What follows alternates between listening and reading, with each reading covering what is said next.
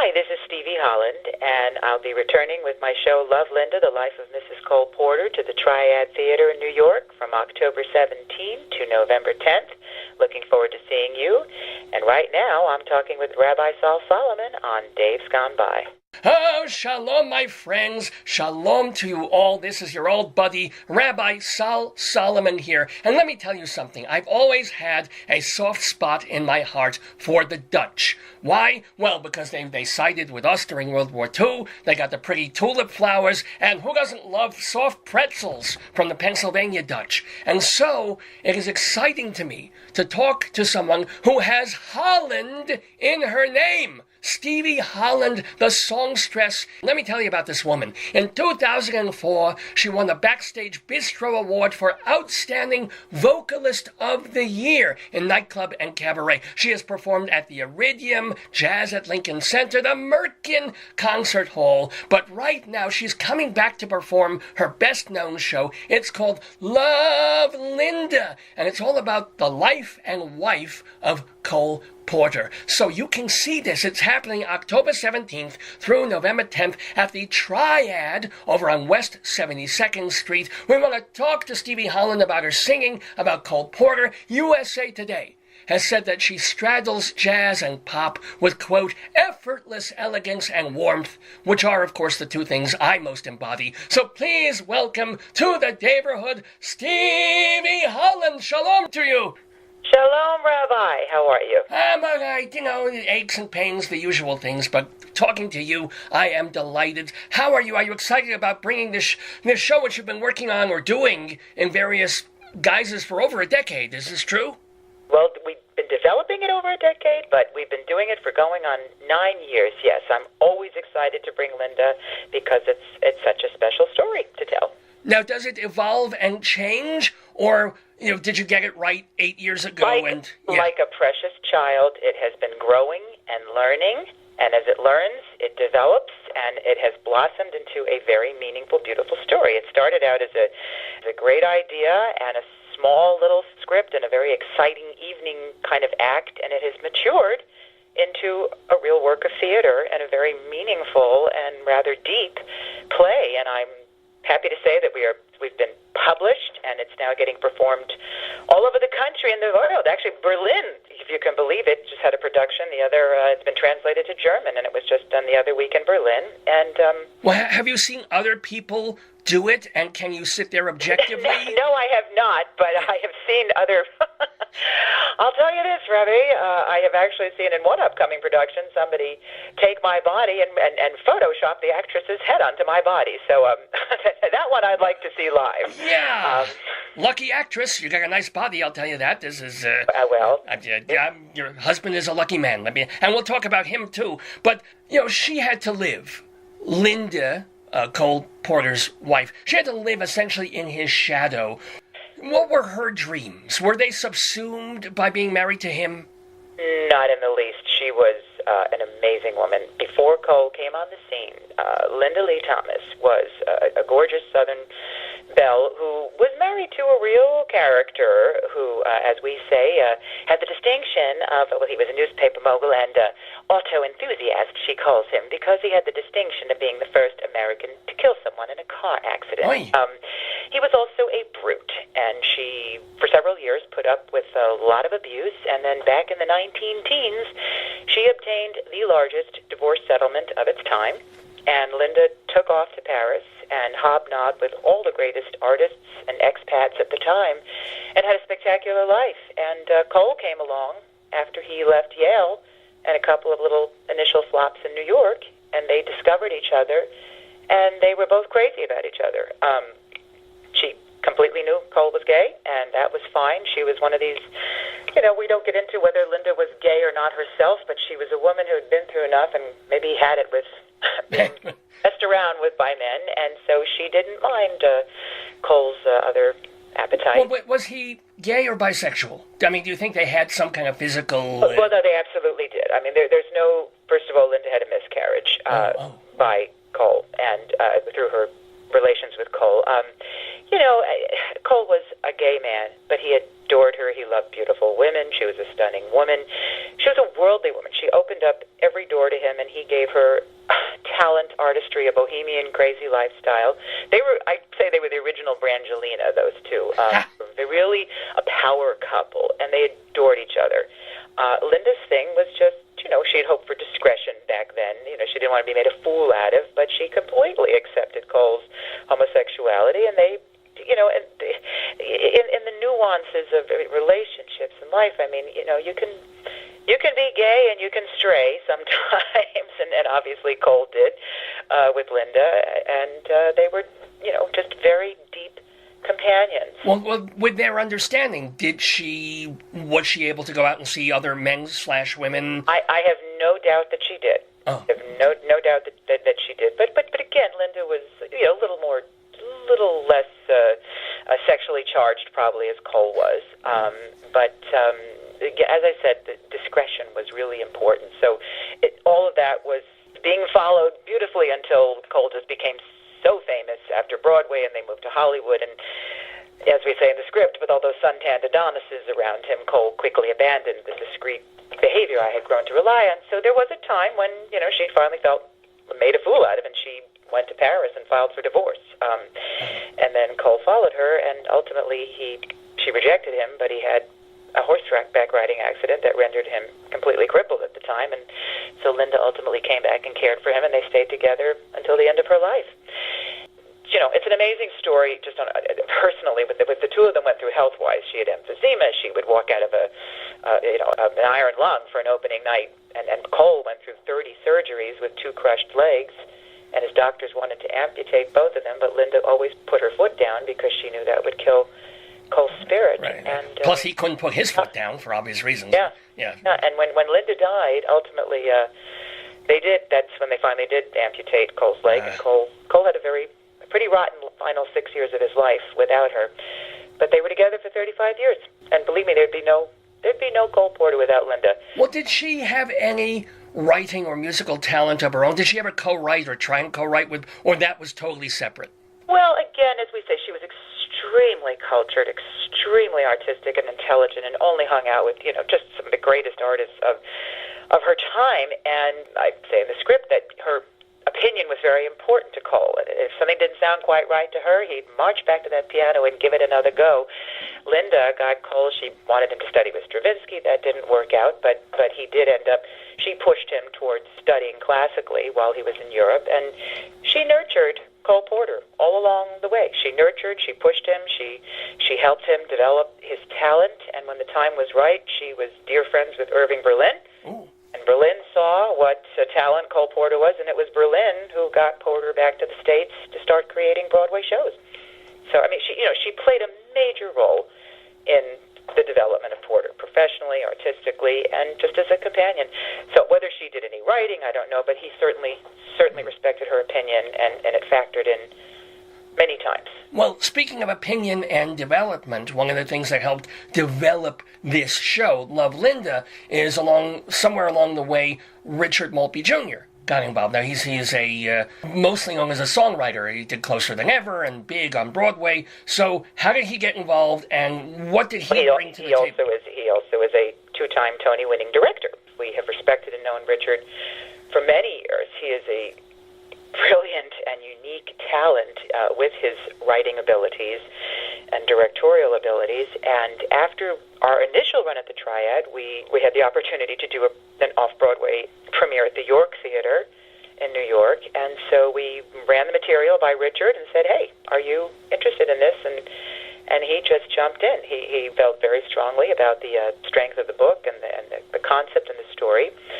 So Richard came on board, and he was just a really brilliant sounding board for me to help develop the book as a dramaturging director. And, the show just went to a whole new level from the initial Triad production to the York production. Right. I'm curious about specifics in terms of what you would have done had he never come on board and you were just doing a cabaret act, which was a mix of music. It was never a cabaret. It was always a hybrid. The one thing about this show is it's no and then Cole wrote. It's It's not that kind of thing, and I'm not Stevie. I'm Linda Porter. I play her, and what we do is we take some very well-known and some lesser-known Cole Porter songs completely out of context and use them to further our narrative. And it's always been a very sort of interesting hybrid show. The book just became richer and richer and richer and developed because every time we did it, people wanted more. They just wanted more story and more Linda. And I've been very cautious to never. Of course, there's artistic license taken as a writer, but I've done an enormous amount of research with this project. The Cole Porter Trust is our partner. Bob Kimball, the historian, is 100% respect for this product and behind it, and considers it one of the greatest Cole Porter shows ever created. So it wasn't really cabaret; it was a hybrid. But it was always a little, mixture theater, and it felt cabaret because initially at the Triad we had like a standing mic, and you've got this woman up there singing Cole Porter songs, so it seems like a cabaret show, but it's not. We got rid of the handheld mic and went to the body mic, and then went to a bigger set, and put it in a more theatrical theater environment, and then that's what I'm getting at. In other words, specific suggestions that won't be made that you didn't think of yourself, like improvements that he made, suggestions of songs. What? Oh no, actually, Richard never suggested any songs. I have always. The songs have been completely my choice, not even Gary's. I have chosen the songs, and then Gary and I discussed arrangement approaches, and then Gary William Friedman put his brilliant spin on the arrangements, and then also Gary wrote a lot of original music that the show is constantly underscored. There's beautiful themes and additional original music. Richard, to take it from the Triad production to the York, first you're putting it on a bigger theatrical stage, you're creating a set, you have props, you're creating an environment and a world for Linda to now live in instead of just a more cabaret type space.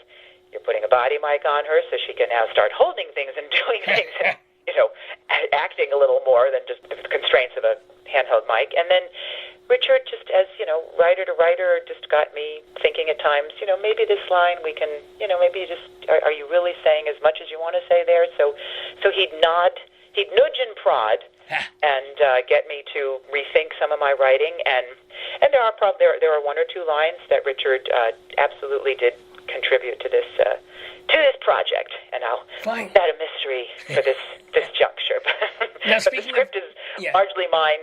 It is my words, and Gary functioned as a brilliant editor, partner, dramaturg on it too, and so that's why it's this book by Stevie Holland with Gary William Friedman, and it's been a collaborative process. Now, well, you mentioned Gary William Friedman. We should tell people that you are married to this composer, the guy who wrote The Me Nobody Knows.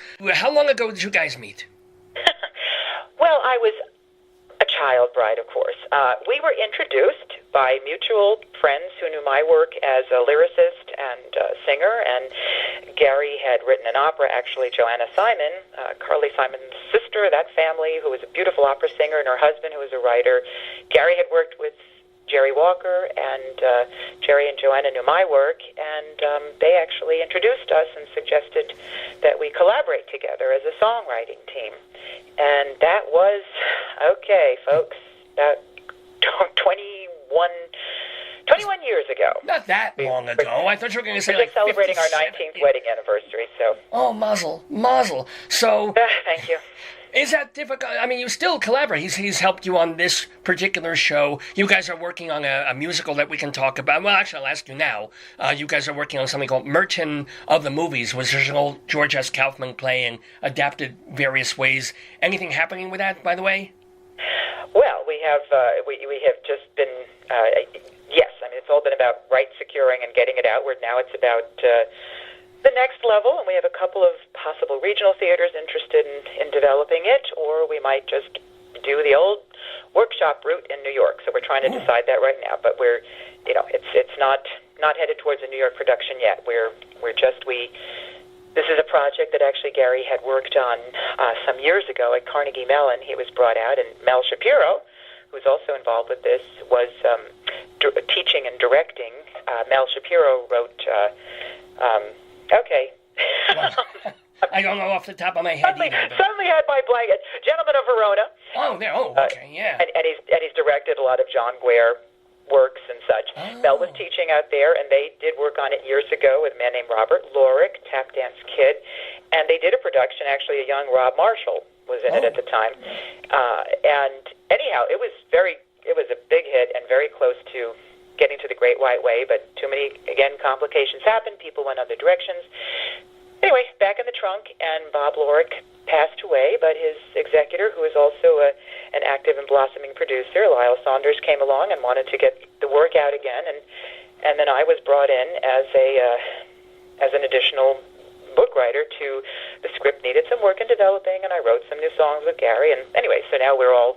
But here's the deal. You and Gary William Friedman, you're married, you live together, been together for 2 decades, so is it... Spend way too much time together. Yeah. Let's get that straight. Okay. Is that difficult? I mean, you got to work together, and then you have an argument about something else completely. Can you then go back to the piano? Is it like they're playing a song situation? So the good thing is that we can argue about everything. That's yeah.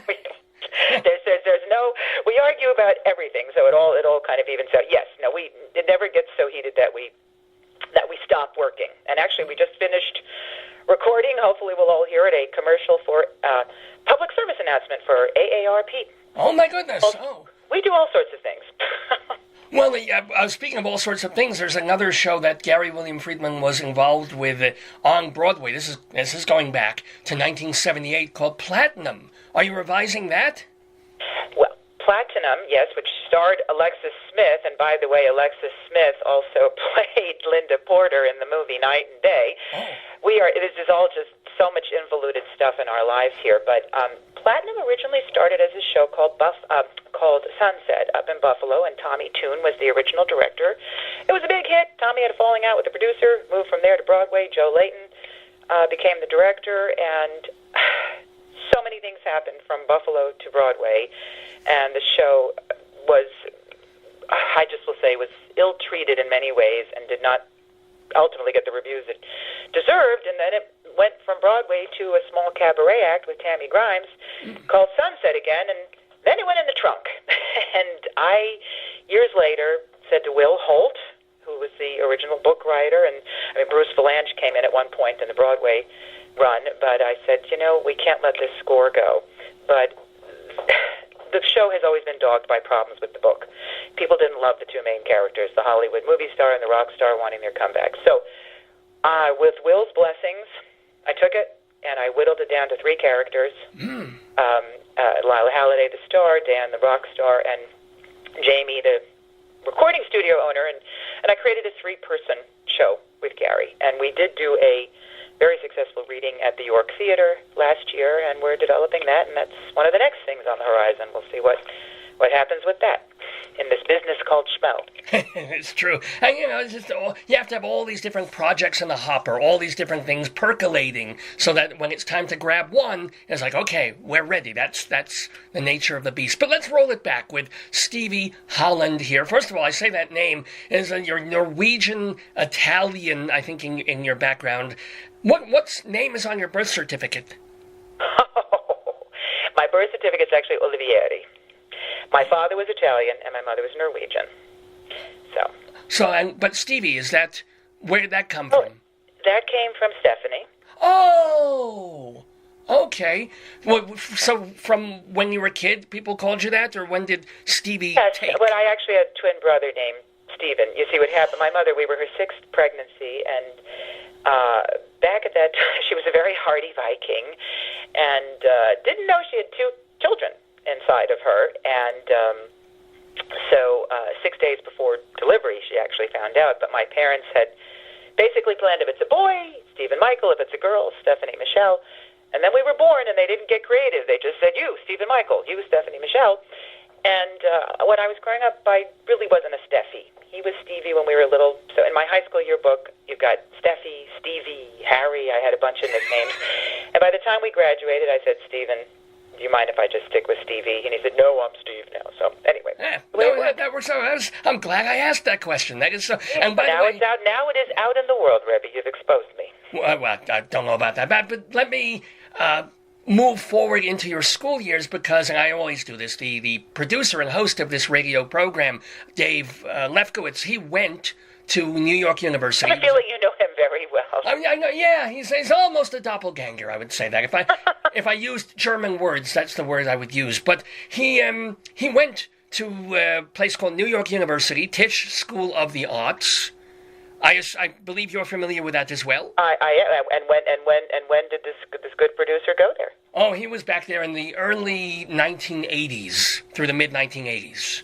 Really? Well, that's sort of when I was there. Oh, good Lord. Well, he was in film, TV, and playwriting and all that crap. Where were you? Were you in the acting? I decided instead of, well, I didn't want to do, they had a program for drama majors, and were signed an acting company. I didn't want to be part of the musical theater scene. I felt I had done so much musical theater as a kid.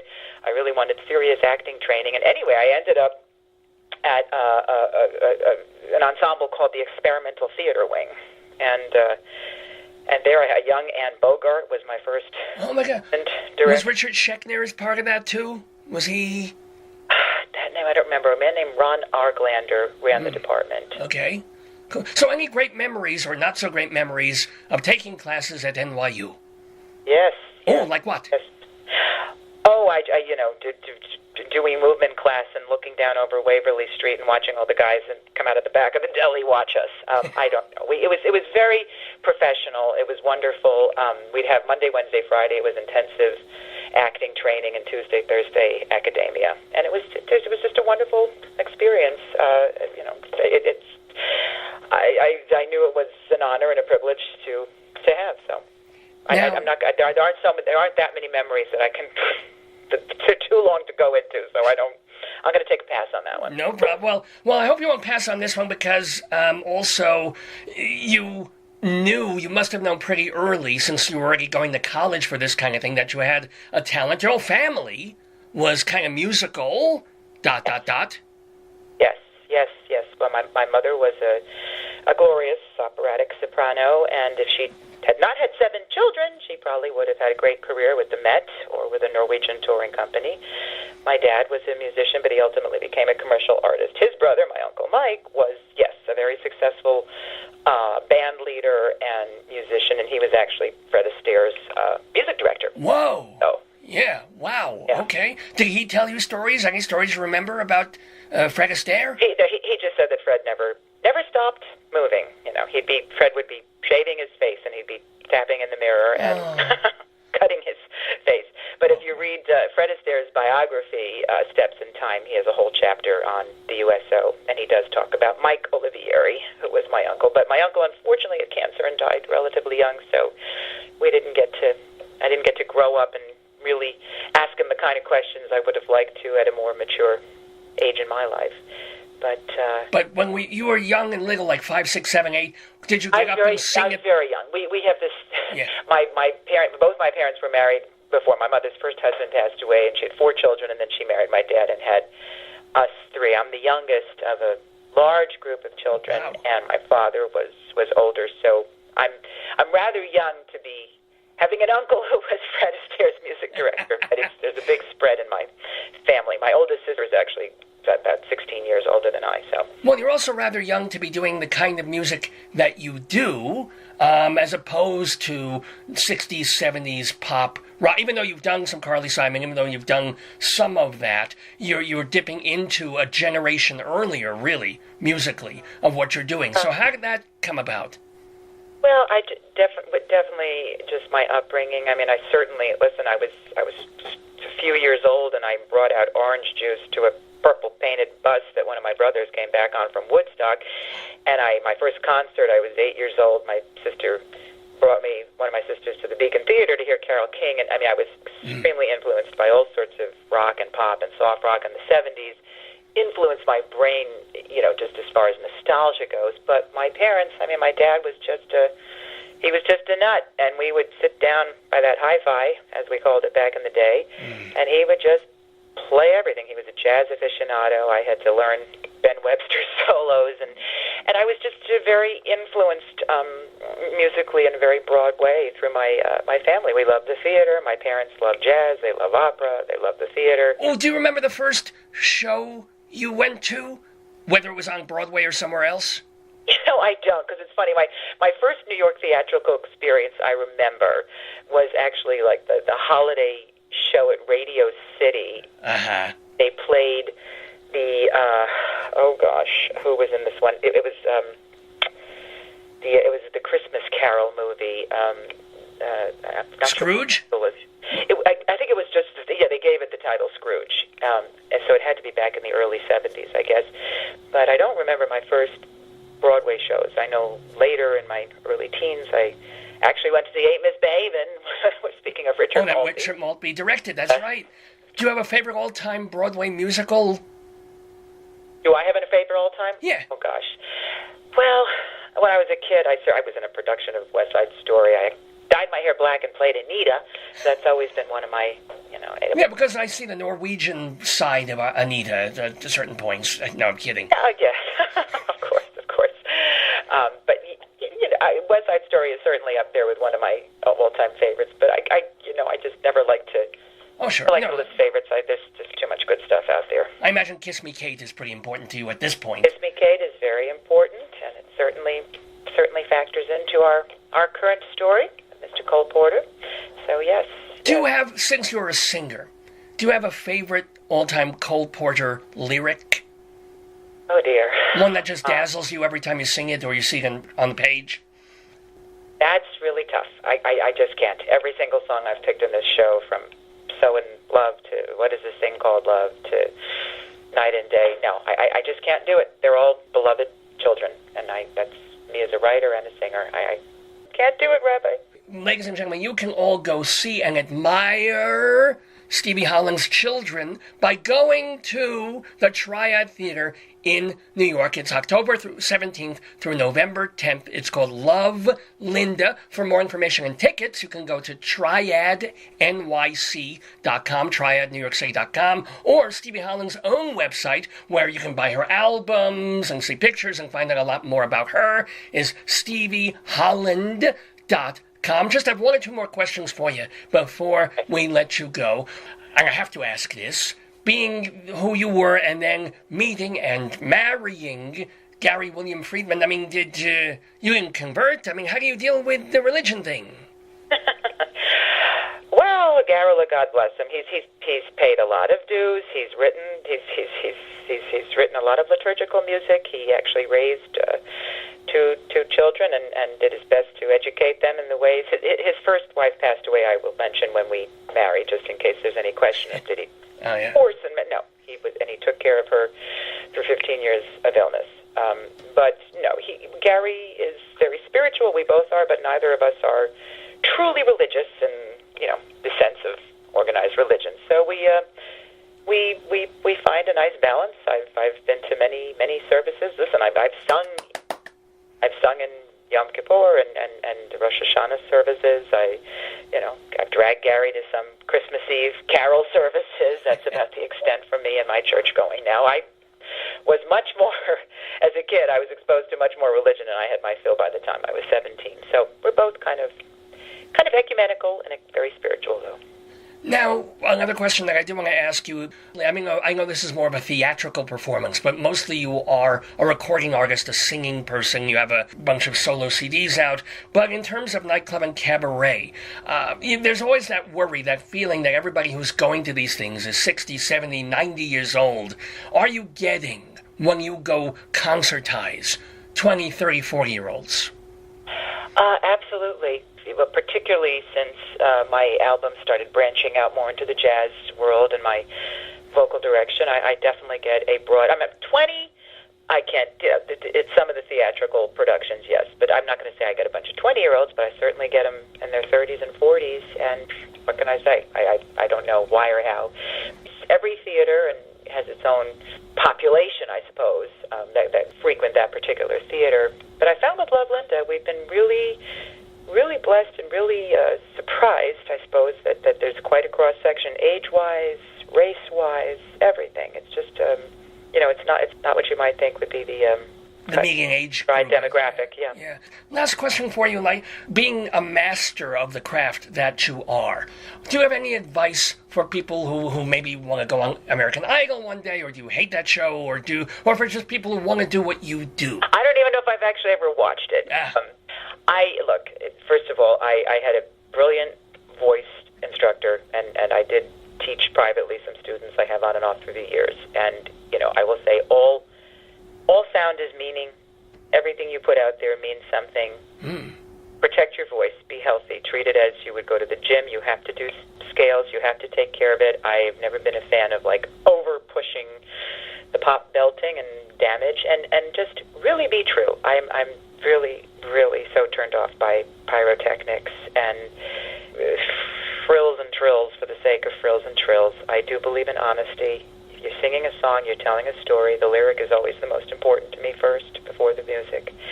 And, of course, got to be good music, too, but lyric first. Just be true. Be true and have something to say and know what you're saying. Well, it is absolutely true that we've had a delightful time talking with Stevie Holland, star and creator of Love, Linda. It's at the Triad Theater from the middle of October through early November. Go get your tickets at triadnyc.com. Find out more at StevieHolland.com. You are indeed a tulip, a growing, blossoming tulip in the neighborhood. And all I can say is wish you much continued success, great singing, love with your Jewish husband, and thank you, Rabbi. mazel and gesund. Total pleasure, a total pleasure. And all my best to you. I hope you'll be joining us for one performance. I would love to, and shalom to you. Shalom to you, too.